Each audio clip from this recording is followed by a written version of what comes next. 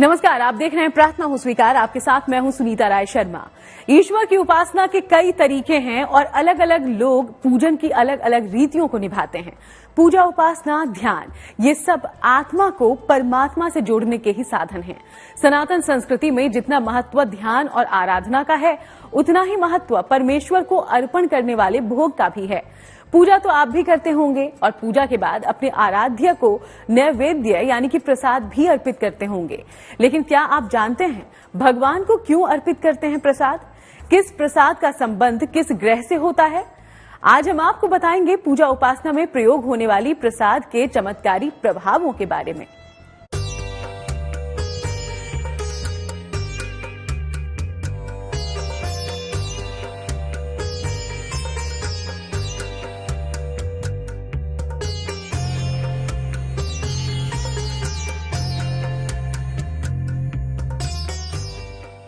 ऐसी वस्तु जो पूजा को संपन्न बनाती है वो है प्रसाद।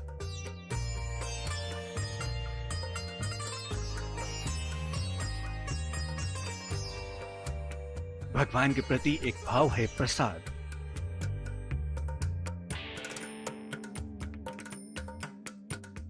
पूजा के बाद, आरती के बाद अपने आराध्य को भोग लगाने का विधान है। बिना भोग के कोई भी पूजा पूरी नहीं मानी जाती। पूजा के समय जब कोई खाद्य सामग्री देवी देवताओं के समक्ष प्रस्तुत की जाती है तो वो प्रसाद के रूप में वितरण होती है। इसे नैवेद्य भी कहते हैं। विशेषतः जो ऋतुफल है, जो हमारे जो पंचोपचार और षोडशोपचार में जब हम भगवती का या किसी भी देवी देवता का पूजन करते हैं तो उसमें नैवेद्य अर्पण करने का और ऋतुफल अर्पण करने का जो है मंत्र होता है, जिसमें उस क्षेत्र में होने वाले जो ऋतुओं के जो फल हैं और जो नैवेद्य के रूप में नाना प्रकार के व्यंजनों का भोग लगाया जाता है। ईश्वर के हर रूप को अलग अलग तरह के प्रसाद चढ़ाए जाते हैं। ज्योतिष के जानकारों की माने तो पूजा में प्रसाद अर्पित करना जरूरी नहीं, लेकिन जिस पूजा में प्रसाद शामिल हो उसे उत्तम माना जाता है। सामान्यतः उस क्षेत्र में उत्पन्न होने वाले वस्तुओं का ही भोग देवता को अर्पण किया जाता है। आपने देखा होगा जैसे वैष्णो देवी में जितने भी भक्त जाते हैं वहाँ पर प्रसाद के रूप में अखरोट और सूखा जो सेव दिया जाता है। वहीं जो है जगन्नाथ में वहाँ जो है खिचड़ी का भोग लगाया जाता है।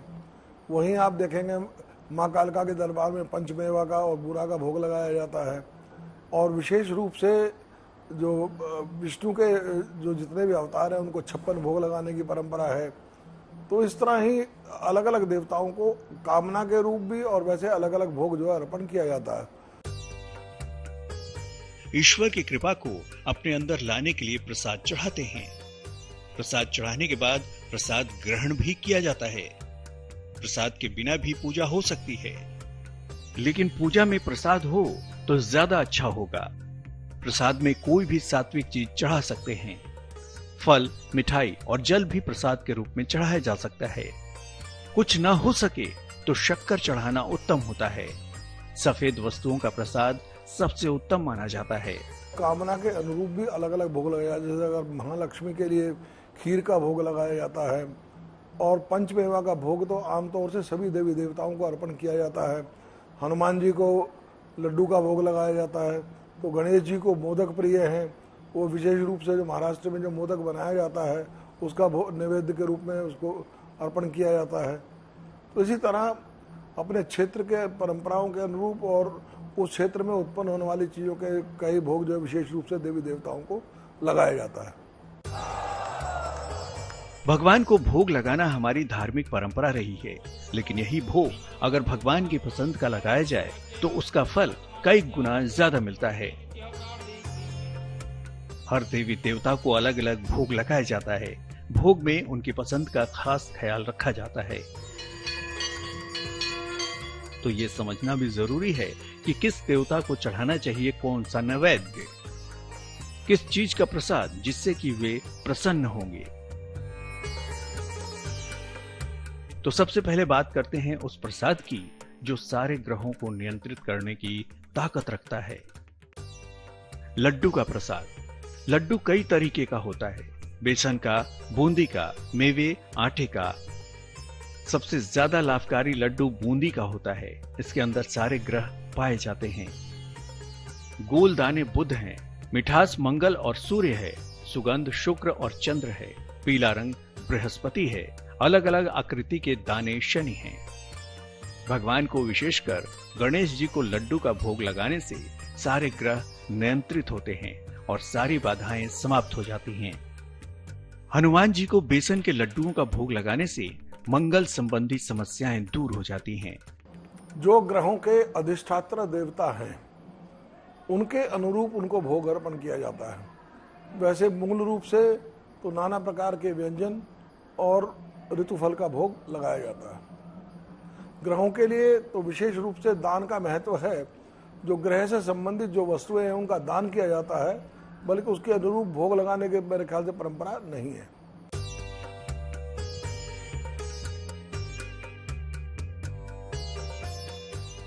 कहते हैं किसी भी भोजन का भोग भगवान को लगाने से वो प्रसाद बन जाता है और ये प्रसाद भोजन का सबसे पवित्र रूप माना जाता है। ऐसा मानना है कि स्वादिष्ट व्यंजनों के मुकाबले साधारण प्रसाद कई गुना स्वादिष्ट होता है।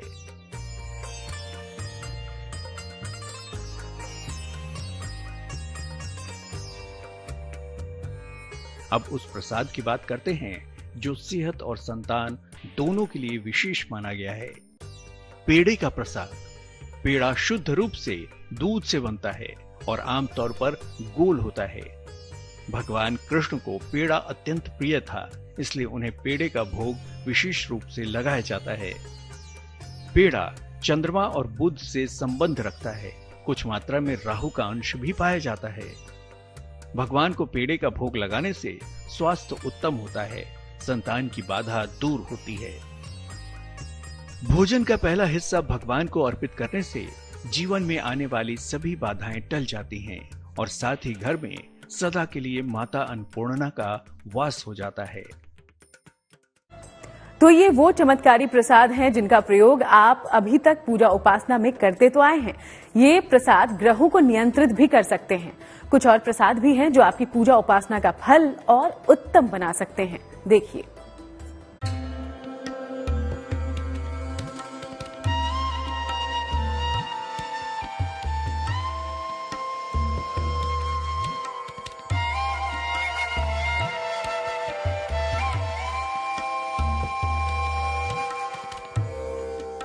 तरह तरह के पकवानों का प्रसाद।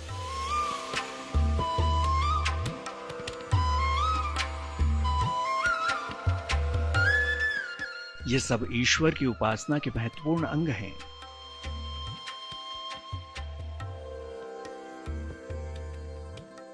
कोई भी धार्मिक अनुष्ठान हो, देवी देवताओं को बिना प्रसाद चढ़ाए वो पूजा अधूरी ही मानी जाती है। मान्यता है कि भगवान को उनकी पसंद का भोग अर्पित करने से वो प्रसन्न होते हैं और अपनी कृपा भक्तों पर बनाए रखते हैं।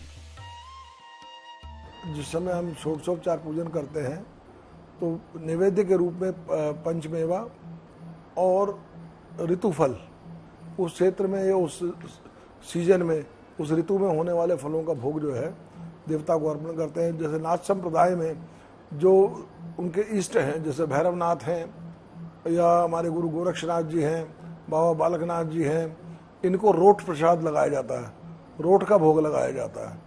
तो ये अपनी अपनी कुल परंपरा के अनुरूप जो है देवता को भोग अर्पण किया जाता है। पूजा पाठ या आरती के बाद तुलसीकृत, जलामृत या पंचामृत के बाद बांटे जाने वाले पदार्थ को प्रसाद कहते हैं। नारियल को भी प्रसाद के रूप में बांटा जाता है और माना जाता है कि कोई और फल ना हो और नारियल रहे तो भी प्रसाद पूर्ण होता है।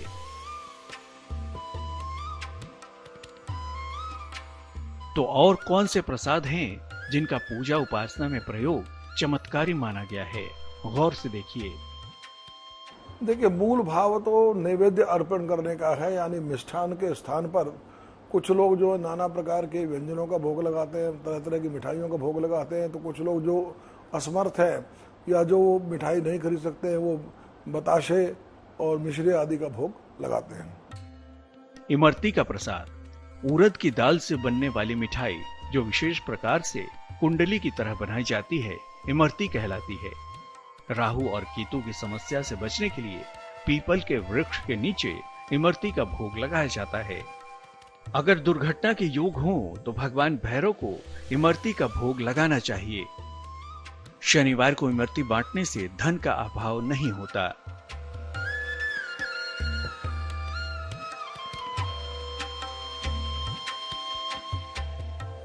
रसगुल्ले का प्रसाद खोए या छेने की बनी हुई गोल मिठाई है। शुद्ध रूप से चंद्र और शुक्र की मिठाई है। अगर परिवार के सारे सदस्यों के साथ एक साथ खाया जाए तो आपसी संबंध बेहतर होते हैं। रसगुल्ले का रस निचोड़कर खाने से ग्रहों से लाभ की संभावना नहीं रह जाती।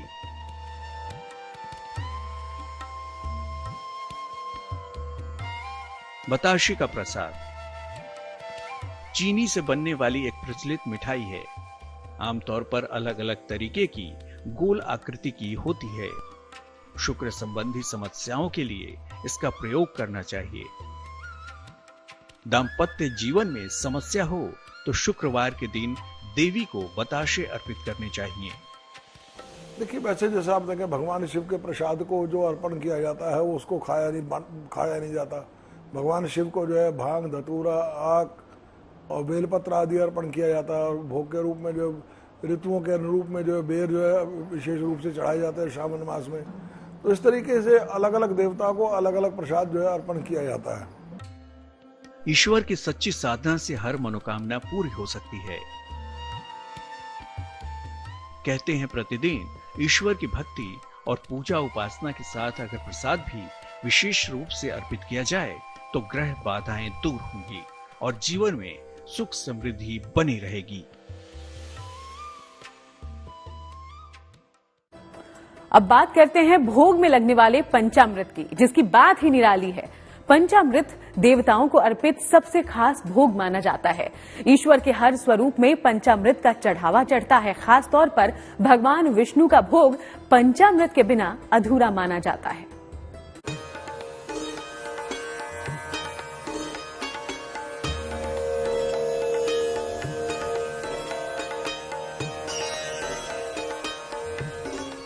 एक ऐसा भोग जो हर पूजा या कथा के बाद भक्तों में बांटा जाता है।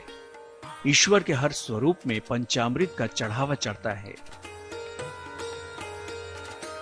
विशेषकर भगवान विष्णु का भोग पंचामृत के बिना अधूरा माना जाता है। और आप ये जानकर हैरान हो जाएंगे कि ये मात्र 5 चीजों का मिश्रण भर नहीं है। क्या है पंचामृत और क्या है इसकी महिमा? 5 तरह की विशेष चीजों को मिलाकर पंचामृत का निर्माण किया जाता है। वे चीजें हैं दूध, दही, मधु, शक्कर, घी। अलग अलग तरह से पंचामृत देवी देवताओं को अर्पित करने और बनाने की परंपरा है, परंतु मुख्य रूप से श्रीहरि की पूजा में इसका विशेष प्रयोग होता है। बिना पंचामृत के श्रीहरि या इनके अवतारों की पूजा नहीं हो सकती। इसको चढ़ाने से हमारे जो पंचदेवों हैं उनकी कृपा प्राप्त हो जाती है। भगवान श्री हरि विष्णु की कृपा प्राप्त होती है, शिव जी की कृपा प्राप्त होती है, आदिशक्ति माता की कृपा प्राप्त होती है, भगवान गणेश की कृपा प्राप्त होती है। निरोगी काया के लिए और संपदा के लिए और जीवन में अस्थायित्व एवं विघ्न नाश के लिए अगर हम पंचामृत को चढ़ाते हैं तो ये सारी चीज़ें हमें प्राप्त होती हैं और हमारा जीवन सफल होता है, ज्ञानवान होता है, पुण्यदायक होता है। पूजा पाठ हो या कोई शुभ अवसर, प्रसाद के रूप में भगवान को भोग लगाया जाता है और भोग में लगने वाले पंचामृत की बात ही निराली है। आइए जानते हैं पंचामृत के प्रयोग की सही विधि, जिसे अपनाकर आप पंचामृत को वाकई अमृत तुल्य बना सकते हैं। पंचामृत का निर्माण सूर्यास्त के पूर्व करने का विधान है। पंचामृत आप जिस दिन बनाएं उसी दिन खत्म कर दें। अगले दिन के लिए पंचामृत नहीं रखना चाहिए। पंचामृत कम मात्रा में ही ग्रहण करना चाहिए। प्रसाद के रूप में 1 या 3 चम्मच ही लेना चाहिए। पंचामृत हमेशा दाएं हाथ से ग्रहण करें। इस समय अपना बायां हाथ दाएं हाथ के नीचे सटा कर रखें। मान्यता है कि पंचामृत से शरीर रोगों से मुक्त हो जाता है। शास्त्रों में बताया गया है कि जिस प्रकार पंचामृत से भगवान को स्नान कराया जाता है, उसी प्रकार अगर भक्त भी पंचामृत का सेवन करें तो उसकी काया निरोगी रहती है। तो कैसे भगवान को चढ़ाया गया प्रसाद अमृत बन जाता है, ये आपने जाना। इसी के साथ हम लेंगे इजाजत। देश दुनिया की बाकी तमाम अच्छी खबरों के लिए आप बने रहिएगा GNT के साथ।